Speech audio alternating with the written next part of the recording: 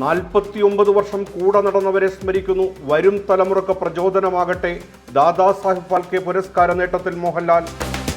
Voter പട്ടികയിലെ വെട്ടന്വേഷിക്കാൻ SIT-യുമായി കർണാടക സർക്കാർ. മറ്റു മണ്ഡലങ്ങളിലെ സമാന കേസുകളും അന്വേഷണ പരിധിയിൽ. ബംഗാൾ ഉൾക്കടലിൽ വ്യാഴാഴ്ചയോടെ പുതിയ ന്യൂനമർദ്ദം. മഴ ശക്തി പ്രാപിക്കാൻ സാധ്യത. CPI 25ാം പാർട്ടി കോൺഗ്രസിന് ഇന്ന് ചണ്ഡീഗഡിൽ തുടക്കം. D രാജ സെക്രട്ടറി സ്ഥാനത്ത് മാറിയേക്കും. H1B വിസ ഫീസ് വർധന പുതിയ അപേക്ഷകർക്ക് മാത്രം. നിലവിൽ വിസയുള്ളവർക്ക് ബാധകമാവില്ല.